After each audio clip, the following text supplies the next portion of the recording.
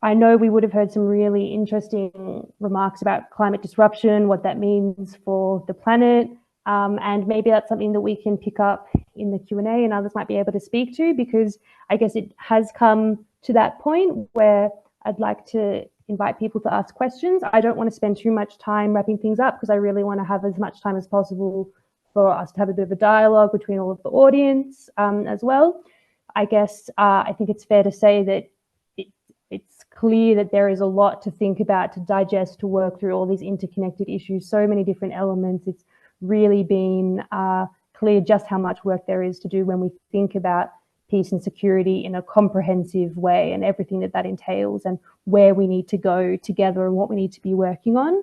But if you'd like to ask any questions for any of the speakers, I'd invite you to put it in the chat or even to just raise your hand and I should be able to see that. I'd like to also thank the speakers once again for all of their comments. I know it's really difficult to speak in such a short time on such big issues, but once again, thank you. And if there's anything coming in the chat, I'll just have a look.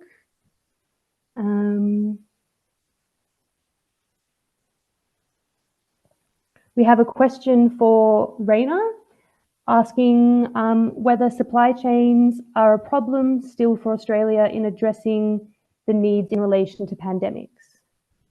They are, and we saw during COVID that we had medication shortages. You know, we have a just-in-time economy and a globalized economy where we rely on, you know, quite complex international supply chains.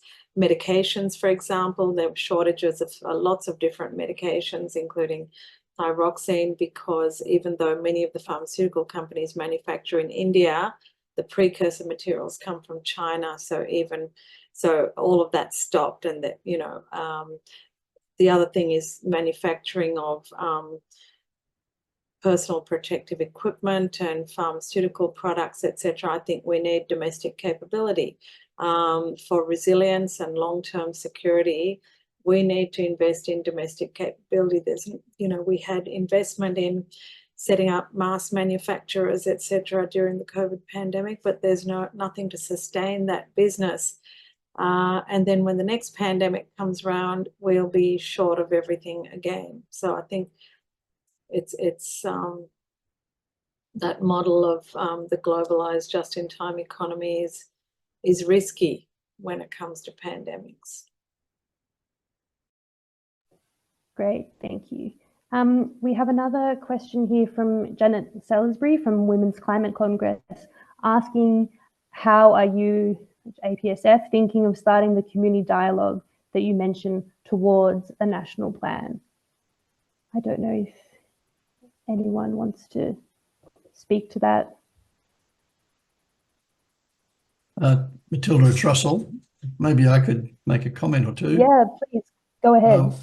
One idea we had was to try and establish a parliamentary inquiry, a Senate inquiry, in fact, by the Senate Committee for Foreign Affairs, Defence and Trade into the issues around the national peace and security. We drafted up a brief terms of reference as a suggestion, and we've met with the Deputy Chair. We're yet to meet with the Chair.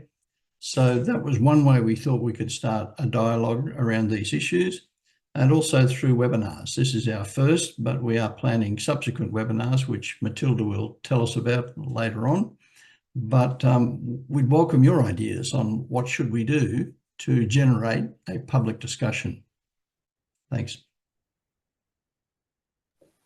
Thank you. Yeah, and since Russell has brought up the point about future webinars and inviting ideas, one thing that we were really interested in is finding out from anyone here today, you can put it in the chat, any particular topics that you think are most striking or things that should be prioritized, themes that you would like to see in future webinars or other activity that we do, like papers and so forth. So if there's anything that stands out to you or you think would be really valuable, please put it in the chat, and that's something that we'll look through and digest after this webinar.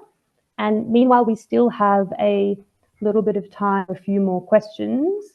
So I can see one here that's for Mike. how serious are the US bases in Australia for our sovereignty, and how do we roll them back? Yeah, US bases in Australia, I think that the first thing that the government has to do is have a dialogue with the Australian people to inform them specifically about what the bases are, because most of the information on the bases is found out by a few people through FOI and things like that. And as far as our national security is concerned, we have to ask the question, do these bases or these basing rights improve our security, or do they actually jeopardise it? And that is a question that parliamentarians really need to ask of their constituents as well, and the constituents of the parliamentarians. So we need much more transparency. The fact that a former Prime Minister could pat himself on the back for coming up with an AUKUS deal that was contrived in secrecy without even his own ministers knowing, I think is a really worrying situation. And I think the what we call American bases in Australia, of course, they're all called joint facilities, but the conditions under which the US can use those facilities is not well known to the public. So we need to clarify that. Okay, thanks, Mike. I'm just wondering, a suggestion was made in the chat that if we try and go to Penny just to see if she can make just a short remark or two if her problem's being fixed. I may have identified the problem. Can you hear me now? Yeah. Okay. Well, I won't say everything I was about to, but I did want to stress that the 2024 Planetary Health Check was just published yesterday by the Potsdam Institute. And it tells us that planetary boundaries are being exceeded so that we're now outside the planetary safe zone for humanity in at least 4 areas, including the movement of nitrogen and phosphorus. Greenhouse gases is no surprise, eroding biodiversity and biointegrity, and synthetic chemicals, genetically modified organisms, and radioactive materials that we're inserting into those layers of our life support system. Atmospheric CO2 levels are at a 15 million year high. And global temperatures are now higher than at any time that human civilizations are known to have been on the Earth. So in addition to this, as the science proceeds, we understand that the climate impacts that we thought would only occur at 3 or 4 degrees of heating are now thought to be potentially occurring at as little as 1.5 degrees. And we will see 1.5 degrees probably in the next 5 to 10 years. We are going to reach and cross that boundary. There's a national climate risk assessment that has just come out. It's a first thought paper, so to speak. It identifies 56 climate risks to Australia, with 11 of those being specifically highlighted as needing in-depth study as a matter of very high priority. And you won't be surprised to know that some of those are food security, health. In fact, climate disruption and the collapse of biosecurity are considered by global health professionals to be the biggest global health threats of the 21st century. And climate disruption is hitting Australians in the pocket as well. In fact, it's directly related to the rise of insurance premiums that so many of us are feeling, and leaving some of those properties uninsured entirely. And then, of course, ecosystem destruction. In the Black Summer bushfires, 3 billion individual vertebrates perished and 21% of Australia's broadleaf forests were destroyed. The Great Barrier Reef is dying literally before our eyes. The only way to substantially reduce these risks is to quickly reduce the emissions of greenhouse gases, but unfortunately, the current ambitions of Australia and most other nations are woefully inadequate in this regard. Even if all of the unconditional Paris Agreement national commitments were honored, the world would reach nearly 3 degrees of global heating by the time today's newborns are 75 years old. We must do better. We must do it faster. The relevant timescale for a massive U-turn is measured in years, not decades. And those thin layers of our common life support system are at stake. So I leave you with just this thought, that the Earth sits at the center of all of our peace and security. Thank you for bearing with me and my audio issues. Thanks, Penny. I'm really glad we got to hear from you, because I think, although I think some of those points are quite bleak, it really points to why it's so important to be taking action now. I wanted to just pick up in the last couple of minutes, maybe 1 or 2 last comments in the chat here before I close the webinar. So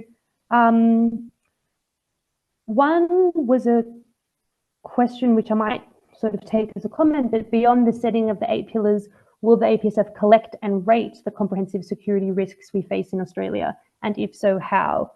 I feel like what that is really kind of probing is, how are we going to consider addressing all of these risks, thinking about them, how they interrelate, how to address them, and in what ways we might be able to do that moving forward. And there was another comment that I'd like to draw everyone's attention to, which, where has it gone? Is there any point in creating a people's plan for peace and resilience in Australia, given the Parliament has vacated the field, or if Parliament isn't interested, it may provide at least an imaginative starting point. Oops, sorry, I've lost my spot. An imaginative starting point, or at least a picture of what could be possible. So I think that's a really interesting contribution, and I think a really good sort of segue into wrapping things up, because I think there is definitely scope for community thinking about and putting together a plan or submissions around things that we would like to see in comprehensive peace and security. I think that's, you know, one of the key objectives or, you know, avenues that this group can take from here, given that one of our sort of main goals is to see the establishment of a comprehensive national peace and security strategy for Australia. We're right on 7 o'clock, so I do want to close just by once again thanking all of the speakers for speaking, and our special guest as well, Andrew Wilkie. Thank you so much for being here, and also all of you for joining us and being here with us for this launch and joining the conversation that has only just started. We will be holding our next webinar in October, so on the 29th of October, on human security, so looking at what this means for Australians and looking at how we can renew our communities for the well-being of all, also in light of the United Nations Summit of the Future, which has just concluded, establishing a new set of international priorities and perhaps thinking about those and how they relate to human security. Once again, I'd just like to thank you all. If you'd like to follow what we're doing, I'd encourage you to go back to the website, and you can see how to support us, follow us, and so forth. And once again, thank you so much, and we hope to stay connected as we work towards a comprehensive peace and security for Australia.